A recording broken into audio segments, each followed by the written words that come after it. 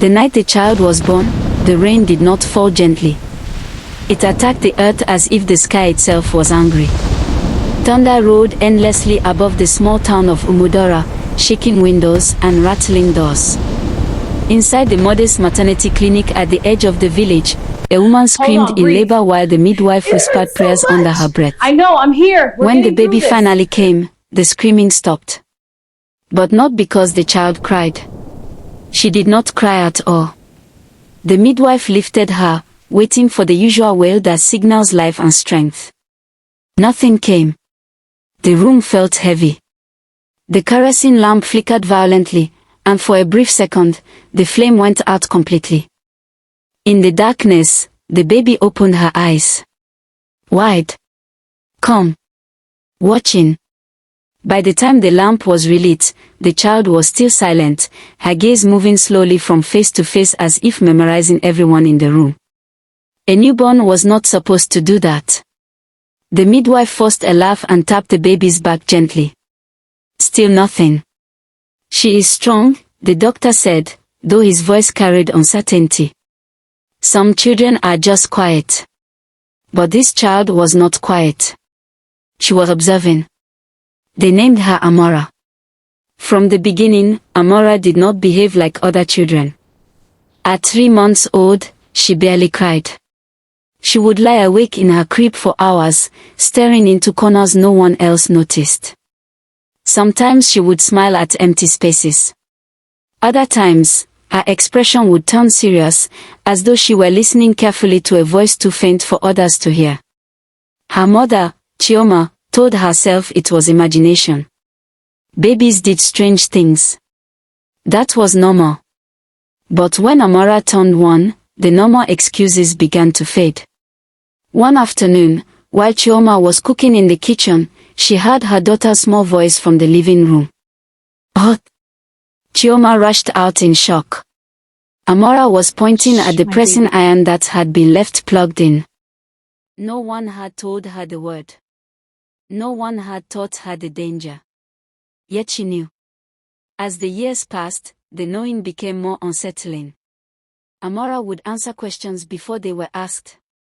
She would finish sentences that adults struggled to complete.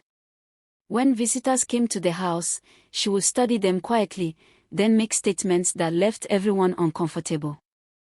"Your baby is not sick," she told a worried neighbor once. "He just needs water." The neighbor dismissed her words. But later that evening, after hours at the hospital produced no diagnosis, the doctors concluded the child was severely dehydrated. It became harder to ignore. At school, the teachers first praised her intelligence. She read faster than anyone her age. She solved mathematics meant for children 3 classes above her. But her brilliance was not what frightened them. It was the questions. Why do people pretend to love each other when they don't? Why do grown-ups lie and call it protection?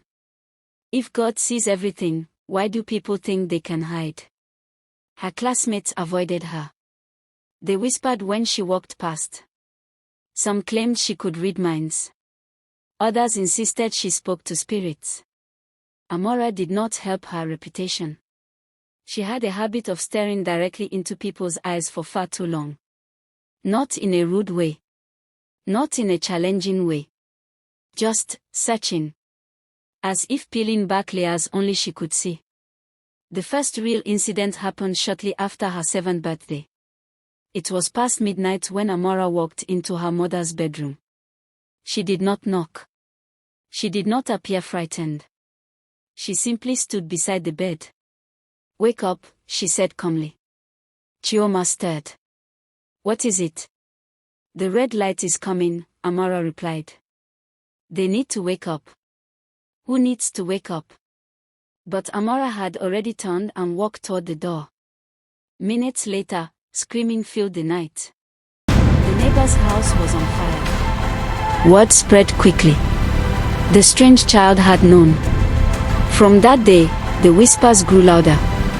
People stopped letting their children visit the house. Some crossed the road when Amara approached. The market women lowered their voices when she walked by with her mother. She sees beyond. She is not ordinary. So calm. Be careful. Chioma felt the isolation closing in around them. She loved her daughter fiercely, but even she could not explain the things that happened. Like the day Amara touched her grandmother's frail hand and said, "You were not there yet." Don't worry. The doctors had prepared the family for the worst.